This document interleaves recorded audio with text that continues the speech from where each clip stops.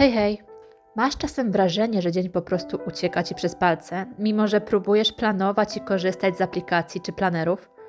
Dziś pokażę ci, jak naprawdę odzyskać kontrolę nad swoim czasem. Nie tylko dzięki technikom, ale też małym decyzjom, odpoczynkowi i prostym rytuałom, które mogą zmienić cały twój dzień. Bo same techniki to nie wszystko. Prawdziwa zmiana zaczyna się w głowie i w sercu, w tym, jak podchodzimy do czasu.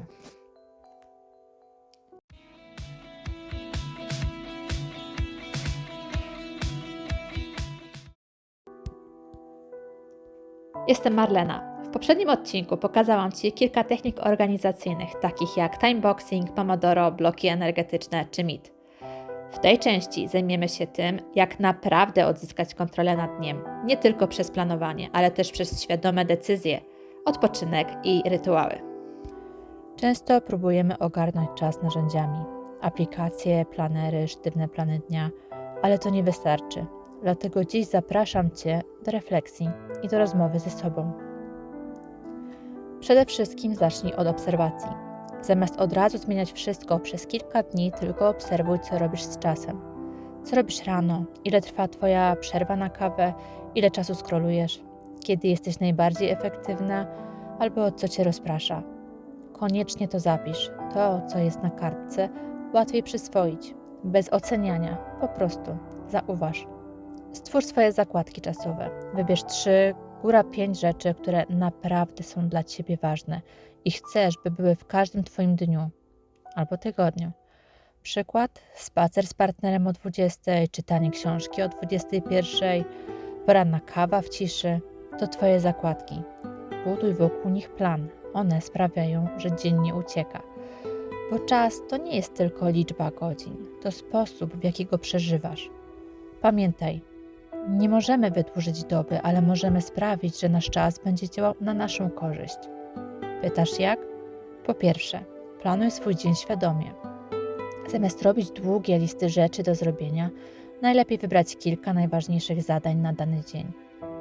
Dobrze mieć drugą, mniej ważną listę bez konkretnych deadline'ów. Po drugie, priorytetyzuj. Zrób listę zadań, ale zaznacz 1, góra 3 najważniejsze. Reszta to fajnie, jeżeli się uda. Bo kiedy wszystko jest ważne, nic nie jest ważne. Po trzecie, deleguj. Nie wszystko musisz robić sama. Zastanów się, czy ktoś może Ci pomóc, czy to musi być zrobione dzisiaj, czy to naprawdę Twoje, czy chcesz lub musisz to zrobić. Czasem najodważniejsze, co możesz zrobić, to powiedzieć: nie zrobię tego. Po czwarte, odmawiaj, jeżeli czegoś nie chcesz zrobić. Nie musisz być dostępna 24/7. Twoje nie dla innych to często tak dla siebie. Nie tłumacz się z każdej decyzji. Twoje granice nie potrzebują uzasadnienia. Ludzie bardzo chętnie podrzucają swoje zadania innym. Zastanów się, czy chcesz coś zrobić dla kogoś kosztem swojego czasu. Ale o granicach opowiemy w kolejnych odcinkach. Po piąte, zostaw przestrzeń na odpoczynek. Jeżeli planujesz dzień od rana do nocy, nic dziwnego, że czujesz się jak w kołowrotku. Puste okienka w planie to nie jest lenistwo. To czas na oddech i regenerację. Jeżeli będziemy żyć w ciągłym biegu, w końcu się wypalimy od środka. Zaplanuj odpoczynek. Nie jeżeli zostanie czas, tylko jako stały punkt planu. Na przykład kawa, pół godziny drzemki, spacer w południe. Mam dla Ciebie ćwiczenie. Wpisz dziś w swój planer 30 minut nic nie robienia. Dobrze słyszysz. Nic nie robienia. Bez telefonu, bez celu, tylko Ty i chwila. To może być najważniejsze pół godziny Twojego dnia. Był taki okres w moim życiu, że pracowałam 7 dni w tygodniu. To był początek mojej firmy. 0 przerw, ciągła gonitwa. Efekt? Wypalenie, frustracja i jeszcze mniej efektywności. To był paradoks produktywności. Jeżeli nie planujemy tak zwanego pustego czasu, mózg nigdy nie odpoczywa. Nie mogłam spać, jadłam w biegu, nie miałam czasu dla znajomych, ciągle myślałam o pracy i innych obowiązkach i o tym, czy się wyrobię ze wszystkimi zadaniami. To był jeden z gorszych okresów w moim życiu. A najgorsze jest to, że sama to sobie zgotowałam. Pamiętam moment na siłowni, kiedy podczas jednego ćwiczenia zasłabłam. Wtedy naprawdę odkryłam, że odpoczynek jest równie ważny. Każdy ma swoje limity. Nie ma wyjątków. Pamiętaj, że ta chwila wytchnienia to nie jest strata czasu. To reset, który sprawi, że później działasz szybciej i lepiej. Ja zaczynam dzień od 10 minut leżenia w ciszy. Bez social mediów, bez kawy. Tylko ja i oddech. Brzmi banalnie? Może, ale zmieniło mój dzień. Oczyszczam umysł na samym starcie, zanim jeszcze wstanę. Czasami myślę o tym, co mi się przyśniło, czasami układam plan dnia. Czasami myślę o wczorajszym wieczorze. Poza tym codziennie o 10 mam chwilę dla siebie. Śniadanie plus muzyka, czasami jakiś podcast. Pozwala mi to oczyścić głowę. Dodatkowo można wprowadzić rytuały startu i końca dnia. Rano, na przykład 5 minut planowania i ustalenia intencji, co dziś naprawdę ważne. Wieczorem 5 minut podsumowania, co poszło dobrze, co warto poprawić. Prosta praktyka, która pomaga zamknąć dzień świadomie i rozpocząć kolejny z jasnym planem. Pamiętaj, że małe kroki dają duży efekt. Nie musisz zmieniać całego życia od razu. Wybierz 1, 3 techniki na start. Kiedy poczujesz ich działanie, dodaj kolejne. Jeżeli coś zgrzyta, nie męcz się, zmień je.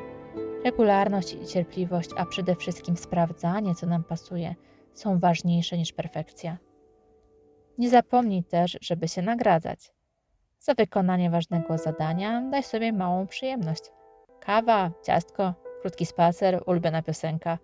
To wzmacnia motywację i pokazuje, że Twój czas jest wartościowy. Na koniec mały tip ode mnie.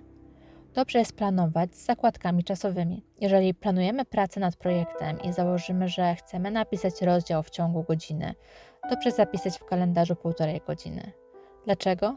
Ponieważ możemy potrzebować w trakcie przerwy, co wydłuży nam pracę, albo będziemy na fali pisania i szkoda byłoby przestać pisać, bo za chwilę mamy zaplanowanego dentystę. Natomiast jeżeli uda nam się napisać rozdział wcześniej, na przykład w 45 minut, mamy czas ekstra, który możemy wykorzystać. Czas to nie tylko lista zadań do odhaczenia. Czas to życie. Jeżeli nie decydujesz świadomie, na co go przeznaczysz, ktoś inny zdecyduje za ciebie, albo po prostu przepłynie niezauważenie. Ile razy tak miałaś, że w piątek byłaś w szoku, że cały tydzień minął, a ty po prostu przeżyłaś go na autopilocie? Może warto zatrzymać się na chwilę i zapytać, czy to, jak spędzam swój dzień, jest tym, czego naprawdę chcę? Czy przed snem pomyślę, że ten dzień był naprawdę dobry, czy może będę szczęśliwa, że dobiegł końca? Wiem, że trudno tak od razu zmienić nasz sposób myślenia i działania. Warto zacząć od jednej małej zmiany. Może to być stworzenie listy zadań, albo krótsza lista zadań. 15 minut przerwy w ciągu dnia, świadoma decyzja, że nie trzeba robić wszystkiego naraz, albo zrezygnowanie z czegoś. Zacznij od małego kroku. A jutro? Jutro sprawdź, jak się z tym czujesz. Bo może się okazać, że pierwszy raz od dawna to ty, naprawdę ty, zarządzasz swoim dniem. I pamiętaj, nie musisz mieć rozpisanego dnia co do sekundy, żeby odzyskać nad nim kontrolę. Nie wszyscy działamy tak samo. Jedni kochają szczegółowe plany, inni potrzebują przestrzeni na flow i intuicję. Czasem wystarczy intencja, decyzja, że chcesz być bardziej obecna w tym, co robisz, i to już jest pierwszy krok ku zmianie. Która z metod albo myśli z tego filmu była Ci dziś najbliższa? Daj znać w komentarzu. Bardzo chcę wiedzieć, co Ci w duszy gra.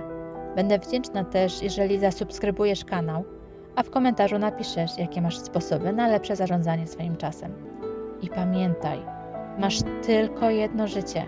Jak chcesz je przeżyć? W biegu czy po swojemu?